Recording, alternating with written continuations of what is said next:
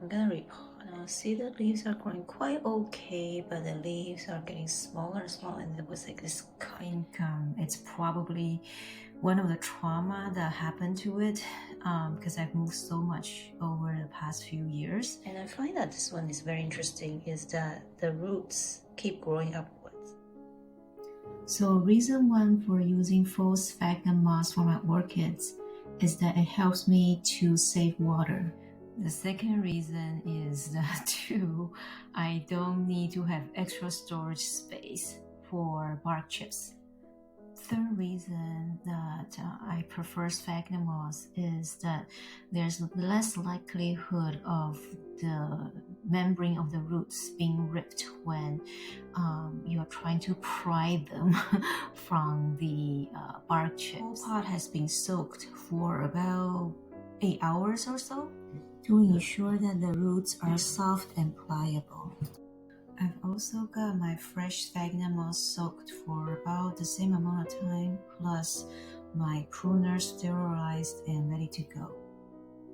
Lastly, I'm also trying to get into the good habit of wearing gloves when I do the repotting.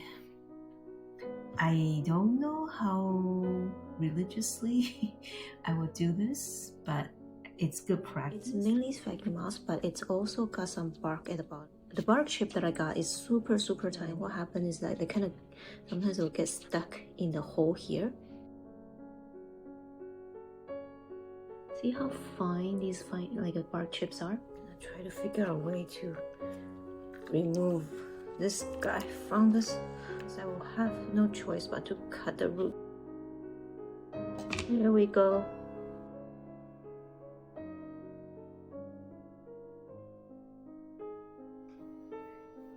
So yeah, the roots don't look too bad. There's some that are dead, but there's still some very good ones. So yeah, I'm happy with this.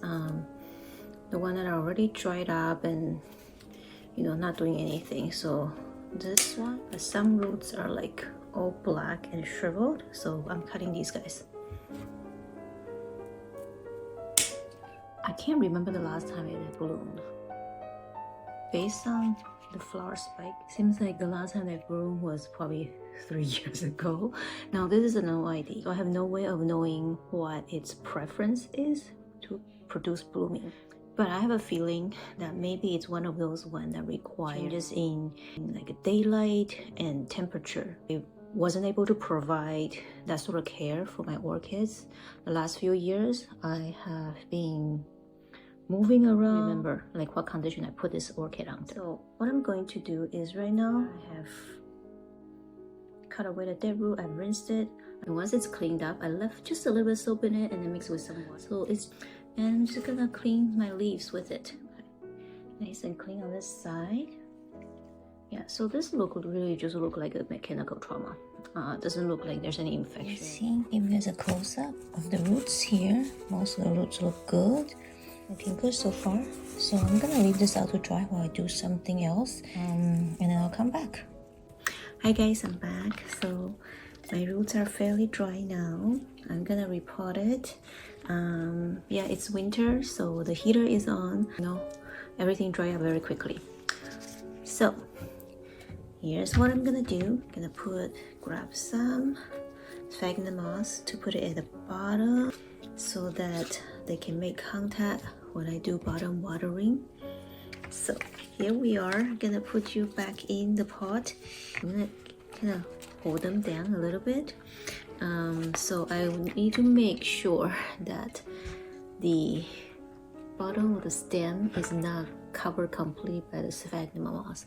So one of the things, which maybe I'll have other example later, that I noticed with sphagnum moss is that because the whole pot is gonna be like humid, and so there are instances where if I bury the stem too far in the medium, it actually causes stem rot. So that's a mistake I am learning, and I am not getting rid of those mistakes just yet. Like one of these days I'll be showing some of my mistakes on video.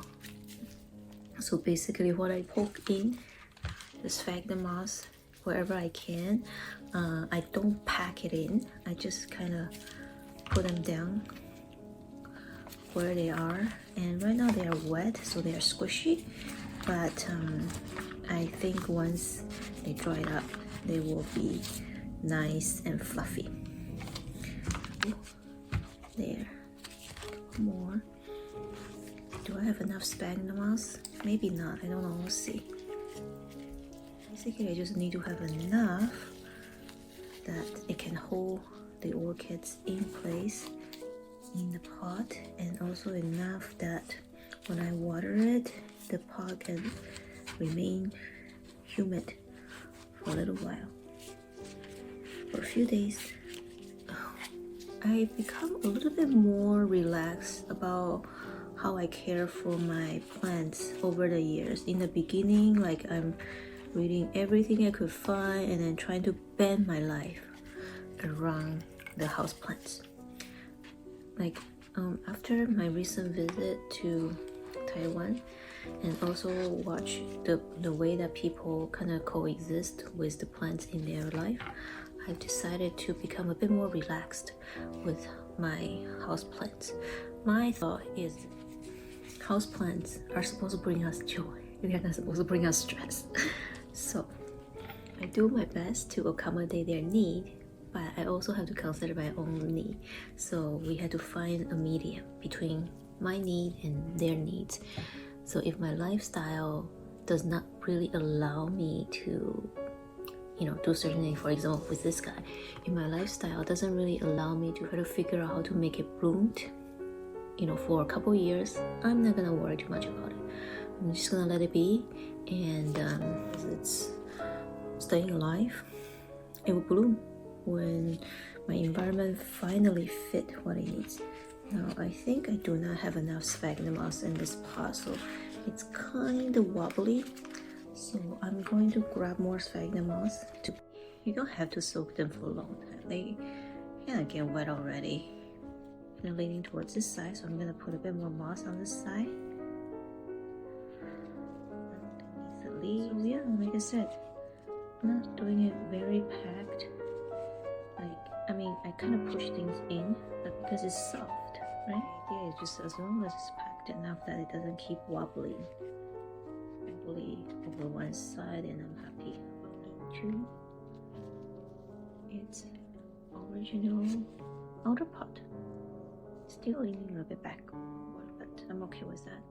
The first few orchids that I had, I totally discarded their card. Realized that I probably should keep the tag so I know their name. So without tag, you kind of forget what they look like, and so the tag allowed me to identify them. So remember this girl? I repotted in full sphagnum moss, and I did a full soak. I don't think the sphagnum moss that's made a difference. I think because we did a full soak after months and months of just doing bottom watering. And I think that anytime you have a little bit change in your routine, that trigger the plant to sense and feel that, oh, maybe there's a change in season. It was just this one little roots, but today I think I look like a root. There's actually another one. Here we go. There. So after repot and fully soaking, I got 2 new growth, and I think they are both roots because they don't look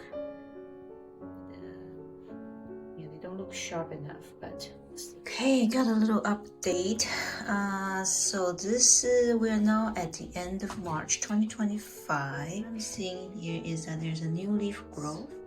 Roots on that side, they're still there. Difficult to see because they're still kind of hidden. And then this one over here, this is one that is smaller and kind of questionable. I wasn't too sure if that could be a root or a flower spike. I've decided that it's probably a root because in my experience, roots grow slower and flower spike grow faster. That's just my thought, because usually flower spike, when they come out, it's the plant is like, yay, I want to procreate, so I'm gonna grow my flower spike very fast. While with roots, we are just here to support you. We're just gonna take our time and grow slowly. It's just my thought.